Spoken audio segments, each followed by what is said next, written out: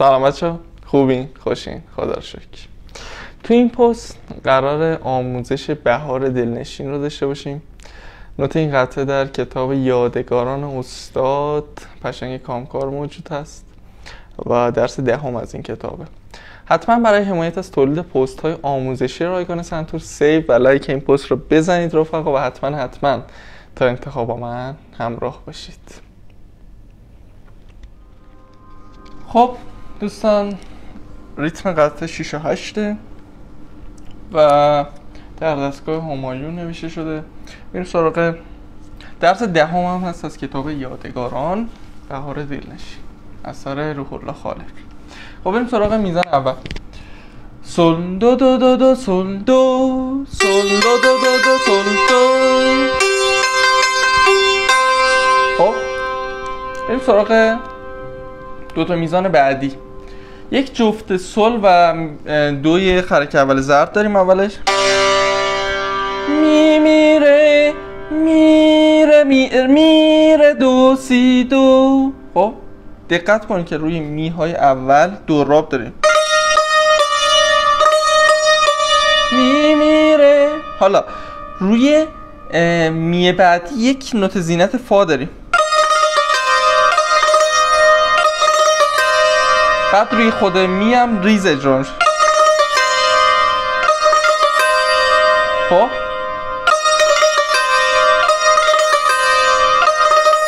این سخته یه مقدار، اینو دقت بکنید که درست در بیارید.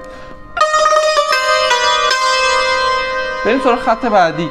خط بعدی دوتا میزان اولش ره دو می ره دو سی دو.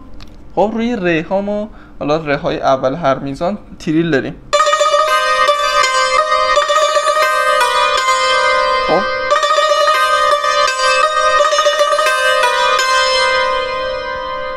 بریم سراغ دوتا میزان بعدی. یک جفت سول و دو داریم، سول و دوی زرد.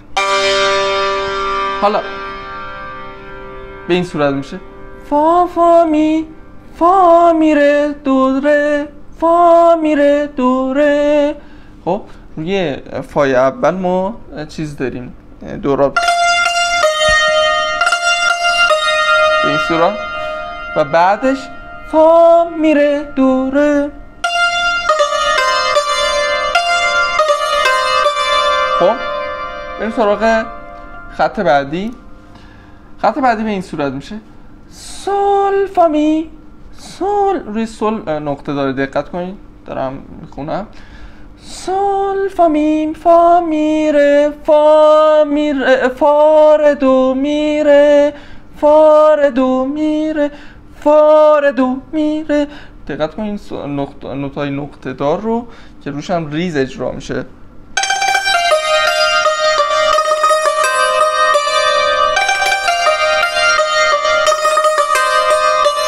خب بعد میریم سراغ دوتا میزان بعدی که تکراریه دیگه، این رو داشتیم. به این صورت میشه. ما حالا اینو تو خط اول دوتا میزان بعد، یعنی دوتا میزان دوم، یعنی میزان دوم و سوم تکراره دیگه. به این صورت.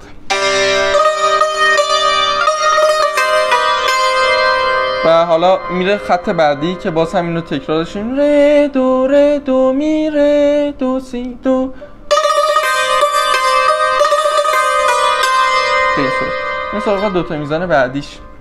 یک جفت سول و دو داریم و اینجوری میشه دو دو دو سول سول فا. ببینید دقت بکنید روی، حالا بذاریم بزنم.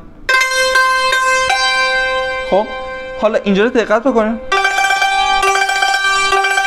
به نوت زینت سول سفید داره که میفته روی سول پشت خط، که روی سول پشت خط ما ریز داریم. سول فا لا سول.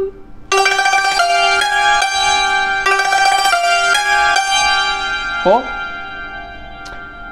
این دوتا میزان رو بزنم.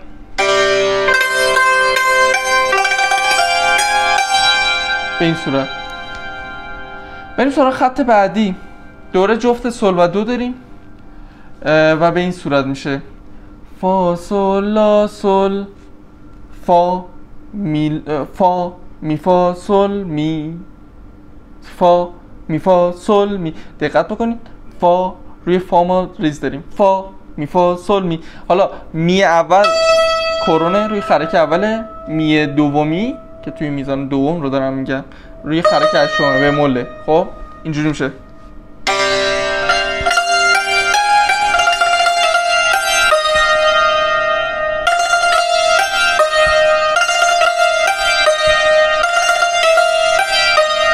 خب بریم سراغ دوتا میزان بعدیش. دوره یک جفت سل و دو داریم و اینجوری میشه دو دو دو فا، فا می سل فا، فا می سل فا. حالا می هم روی خرک هشتم دقت بکنید.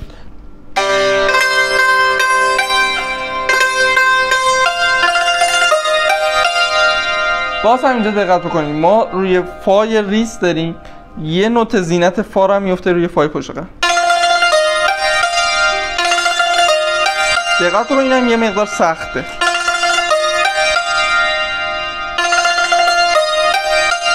خب این از این. بریم سراغ خط بعدیش. خط بعدیش خب به این صورت میشه. یک جفت دوتا میزان اولش رو دارم میگم. یک جفت سل و دو داریم. خب بعد به این صورت میشه. روی ر هم دو راب داریم. ر می فا لا، ر می فا لا سل فا می ر سل، سل فا می ر سل. حالا روی سل ما ریز داریم به این صورت.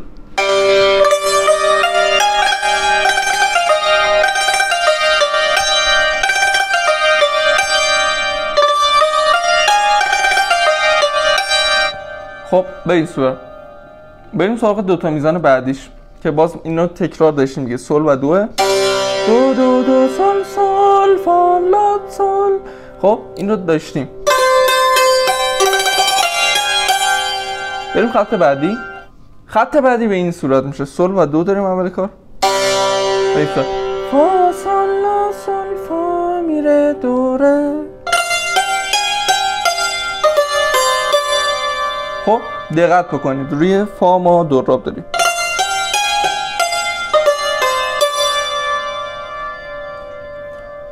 بریم دوتا میزان بعدی. یه جفت سل و دو. دو دو لا سل فا می ره دو سل.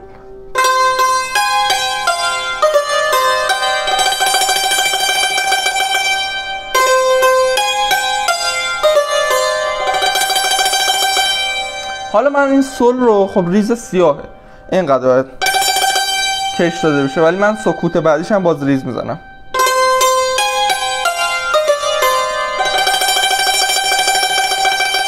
خب یه ذره بیشتر کشش میدم چون فکر میکنم زیباتر میشه. بریم سراغ خط بعدی. خط بعدی به این صورت میشه. دو ره می فا می ره دو سی دو. خب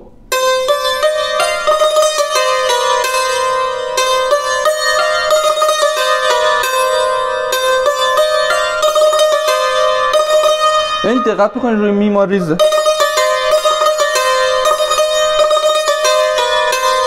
خب میرسیم به AB. AB به چه معنیه؟ یعنی شما اون میزان هایی که بین A تا B هست رو باید تکرار بکنید به همین صورت. دوباره میزنید و قطعه تموم میشه. خب دوستان امیدوارم از این پست خوشتون اومده باشه و لذت برده باشید. حتما نظراتتون رو توی کامنت ها برای من ارسال بکنید و اگر از اکسپلور اومدی و میخوای سنتور رو یاد بگیری حتما سری به پیج من بزن و من رو فالو داشته باش و در آخر راستی یادت نره که تو فوق‌العاده